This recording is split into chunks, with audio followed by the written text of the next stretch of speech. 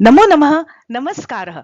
वंदे संस्कृत मातरम। व्यंजन संधि भाग 12 के अंतर्गत आज मैं डॉक्टर सुनीता थत्ते आपको पढ़ाने जा रही हूँ एक इम्पॉर्टेंट अर्थात महत्वपूर्ण व्यंजन संधि णत्व संधि, जिसका सूत्र है रशाभ्याम नोणः समानपदे।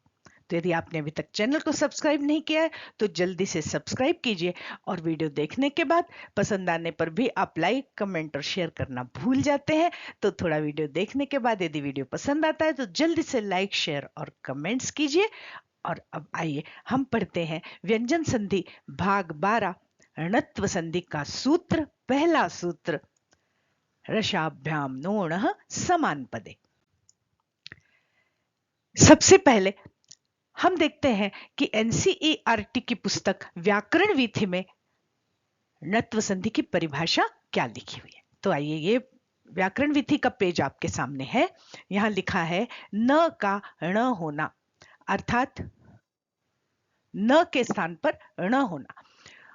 और यहां परिभाषा दे रहे हैं कि यदि एक ही पद में री र या श के पश्चात न आए तो उस न का ण हो जाता है, मतलब न के स्थान पर ण आदेश हो जाता है। और कुछ उदाहरण यहाँ दिए हुए हैं। देखिए, जैसे श के बाद ये न आया तो कृष्ण हो गया। विष्णु में इस श के बाद, ये यहाँ पर श बोल रहे, इस श के बाद न आया तो विष्णु की जगह विष्णु हो गया।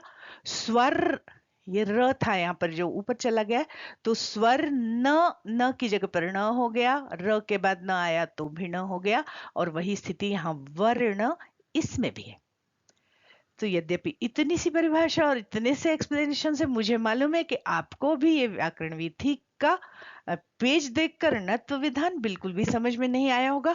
तो आइए हम इसको और विस्तार से पढ़ेंगे। पर इसके आगे का एक सूत्र और भी है, वो यहाँ इस पेज पर लिखा है। पहले हम उसको देख लेते हैं और फिर हम पढ़ते हैं णत्व संधि का व्यवस्थित सूत्र। दूसरे पेज में लिखा है कि अट अर्थात अ आ इ ई उ ऊ ऋ ए ऐ ओ औ और ह य व, इसके बाद कवर्ग, पवर्ग, आंग और नुम, इन वर्णों का व्यवधान होने पर भी यह णत्व विधि प्रवृत्त हो जाती है। ये कैसे प्रवृत्त होती है, इसके लिए भी एक सूत्र है। अटकुपवांग नुम व्ययायेपि व्ययायेपि, हम उस सूत्र को भी जानेंगे। अभी हम यहाँ पर केवल इस पेज को देखते हैं। यहाँ पर केवल दो ही उदाहरण दिए हुए हैं, उनको आप देख लीजिए। जैसे नर शब्द में जब हम षष्ठी लगाते हैं तो षष्ठी के बहुवचन में नरा, और यहाँ आता है नाम, जैसे बालका नाम, बाला नाम, इस तरह से यहाँ पर नाम आया। पर इस र के बाद न आ रहा है तो न की जगह पर न हो गया, पर इन दोनों के बीच में एक आ का व्यवधान है, फिर भी न हो गया। इसी तरह ऋषि नाम में भी श के बाद न आ रहा है तो न की जगह पर न हो गया, जबकि इन दोनों के बीच में एक ई का व्यवधान भी है, ऋषि नाम। तो ऋषि नाम ऋषि नाम हो गया। अभी हम ये जितने वर्ण हैं, इन सारे वर्णों के एक एक उदाहरण को बड़ी स्पष्टता से पढ़ेंगे, तब आपको ये दोनों संधियों, इस संधि के ये दोनों सूत्र बहुत अच्छे से समझ में आ जाएंगे। तो आइए हम अभी पढ़ते हैं णत्व विधान का प्रथम सूत्र।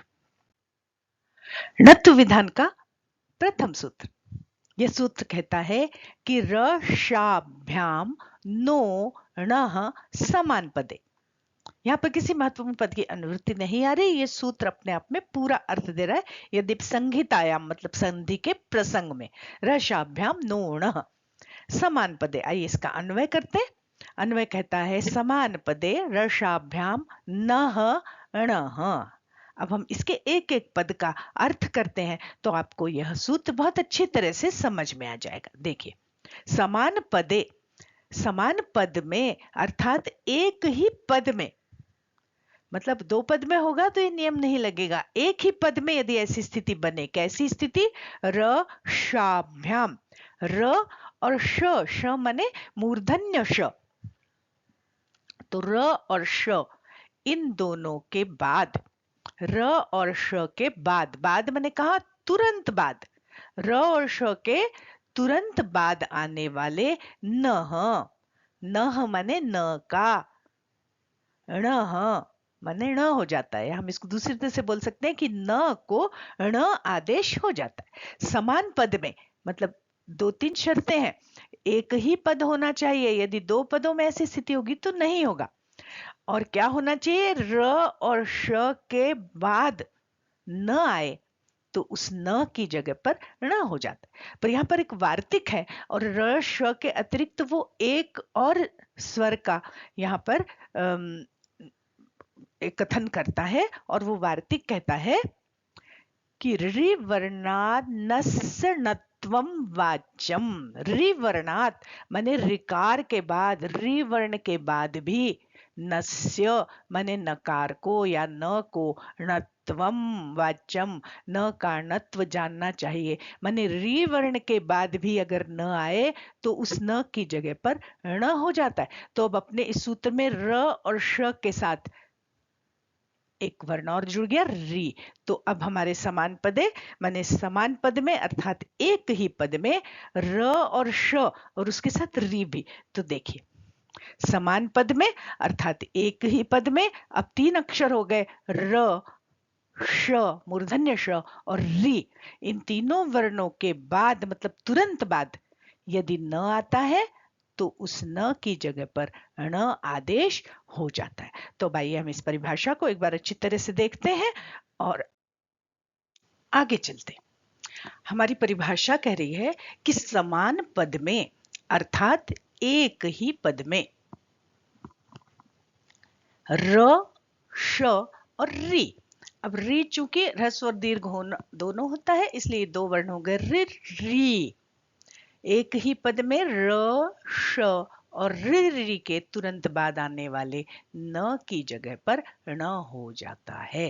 रशाभ्याम नो ण समान पदे और रिवर्णात् नस्य णत्वम वाच्यम, उससे ये रिवर्ण के बाद का भी यहाँ पर कथन हो रहा है। तो अब आइए हम क्रमशः तीनों अक्षरों के बाद आने वाले न को कैसे ण हो जाता है ये उदाहरणों के माध्यम से समझते हैं।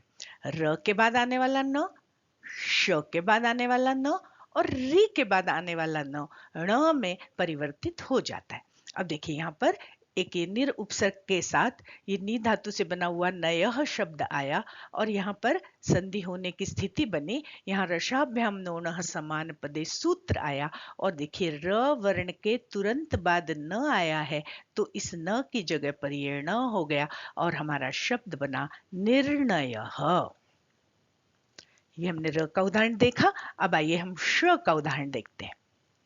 पुष धन नाति, पुष धन ना धन ती। एक ही पद है, पद बनने की प्रक्रिया चल रही है। तो देखिए अब अभी यहाँ पर र के बाद न आया था, अब यहाँ श के बाद न आया। देखिए मूर्धन्य श है, इसके तुरंत बाद कोई व्यवधान नहीं है बीच में, यह हलंत श है और तुरंत ये न आया है नाति। तो इस ना की जगह पर मैंने न की जगह पर ण हो गया तो नाति की जगह पर नाति हो गया और हमारा शब्द बना पुष्णाति। अब आइए अब हम एक री का उदाहरण देखते हैं। तो तीनों उदाहरणों से आपको ये बात अच्छी तरह से समझ में आ जाएगी। अब जैसे पितृ शब्द है, इसकी जब षष्ठी का हम रूप बना रहे हैं, अभी पद बन रहा है, तो पितृ शब्द में जब षष्ठी का प्रत्यय लगाया नाम, जैसे हम बाला नाम है ना, बालका नाम इत्यादि बनाते हैं तो ये नाम आया। पर चूंकि यहाँ पर रिकार था तो रिकार के बाद न आ रहा था तो इस न को न हो गया और ये शब्द बना हमारा पितृणाम। अब ये दीर्घ री हुई है, ये संधि के नियमों से सिद्धि के नियमों से हुई है। तो पितृणाम शब्द बना न की जगह पर न हो गया। आशा है आपको ये बात अच्छी तरह समझ में आ गई होगी। आइए अब हम फिर से एक र श और री का उदाहरण लेकर, तीन उदाहरण लेकर हम फिर से इस परिभाषा को और अच्छी तरह से समझते हैं। ये देखिए चतुर शब्द है, उसमें भी षष्ठी लगी। तो ये देखिए पहले हमने एक उदाहरण र का लिया चतुर और षष्ठी लगाई नाम, तो र के बाद न आ रहा है तो न की जगह हो गया ण और शब्द बना चतुर नाम। और ये जो र होता है हलंत र वो ऊपर चला जाता है तो ये ऊपर चला गया और ये संधि के नियमों से वो डबल न हुआ है और हमारा शब्द बना चतुर नाम। अब देखिए कृष अब एक शकार का उदाहरण, कृष्ण शब्द पद बन रहा है, मतलब एक ही पद में श के तुरंत बाद न आ रहा है, तो इस न की जगह पर न हो गया और हमारा शब्द बनेगा कृष्ण। तो हमने र का उदाहरण देख लिया, श का उदाहरण देख लिया, और अब हम देखते हैं री का उदाहरण। जैसे अभी हमने पितृ नाम देखा था, वैसे ही देखिए मातृ है ना, इसको मातृ भी बोलते हैं, मातृ भी बोलते हैं। तो मातृ धन वही षष्ठी लगी नाम, तो ये री के बाद न आया तो न बदल गया नाम में और हमारा शब्द बना मातृनाम।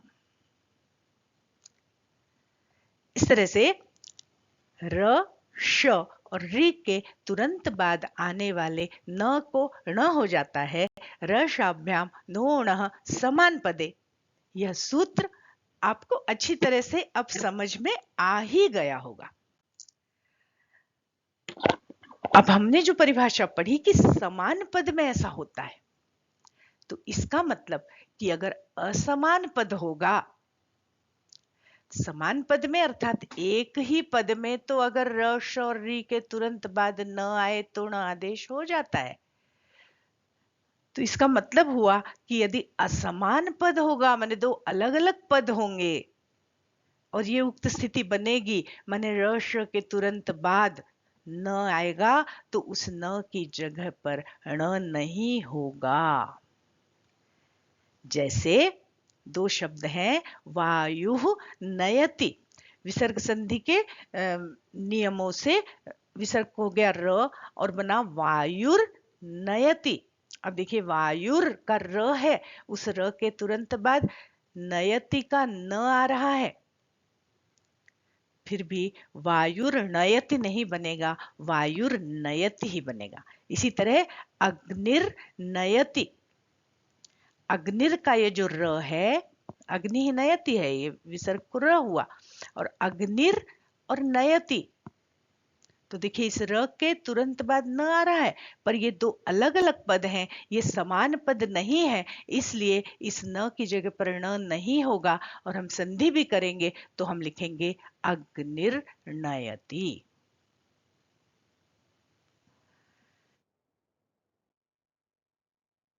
अब यहां पर हमने ये बात तो समझ ली कि र श और न के तुरंत बाद आने वाले न को ण हो जाता है, पर हम देखते हैं कि कुछ अक्षरों का व्यवधान होने पर भी, अर्थात इनके बीच में होने पर भी समान पद में न को ण हो जाता है। जैसे गुरुणा, मार्गेण, अर्पण, यहाँ पर देखिए गुरु, गुरु के र और न के बीच में एक उ है, फिर भी न को ण हो गया। मार्गेण, मार्गेण में तो मार यहाँ र है, इस र के बाद ग भी है, ए भी है, फिर भी न हो गया। इसी तरह अर्पण, तो अर के र के बाद यहाँ प भी आ रहा है, अ भी आ रहा है, फिर भी न को ण हो गया। अर्पण को अर्पण हो गया, मार्गेन को मार्गेण हो गया, गुरुना को गुरुणा हो गया। मतलब कुछ अक्षरों का व्यवधान होने पर भी न को ण होता है और कुछ अक्षरों का व्यवधान होने पर समान पद में न को ण नहीं होता। जैसे यहाँ पर देखिए अर्चना, यहाँ अर्चना नहीं हुआ, राजन, यहाँ राजन नहीं हुआ, और दानन, देखिए श के बाद न आ रहा है पर बीच में ये ड का व्यवधान आ रहा है, तो नन नहीं हुआ, नन ही रहा। तो इसका मतलब इसके लिए एक सूत्र हमको और पढ़ना पड़ेगा कि किन अक्षरों का व्यवधान होने पर समान पद में न को ण हो जाता है, और उस सूत्र को पढ़ने के बाद हमें ये समझ में आ जाएगा कि किन अक्षरों का व्यवधान होने पर नहीं होता। तो आप आई बटन पर जाकर या डिस्क्रिप्शन बॉक्स में जाकर इस 2 नंबर के सूत्र अट कुप वांगनुम व्ययायपि को अवश्य देखें, ताकि आपका णत्व विधान पूरा होगा और आपको अच्छी तरह से समझ में आएगा। आशा है आपको व्यंजन संधि भाग 12 के अंतर्गत यह महत्वपूर्ण इंपॉर्टेंट णत्व संधि रसाभ्याम नोणः सूत्र वाली समझ में आ गई होगी। तो जल्दी से वीडियो को लाइक करें, कमेंट करें, शेयर करें, और बहुत जल्दी मिलते हैं णत्व संधि के या णत्व विधान के दूसरे सूत्र अट कुप वांगनुम व्ययायपि के साथ। आज के लिए बस इतना ही। वीडियो पर समय देने के लिए बहुत बहुत धन्यवाद। जयतु संस्कृतम, जयतु भारतम।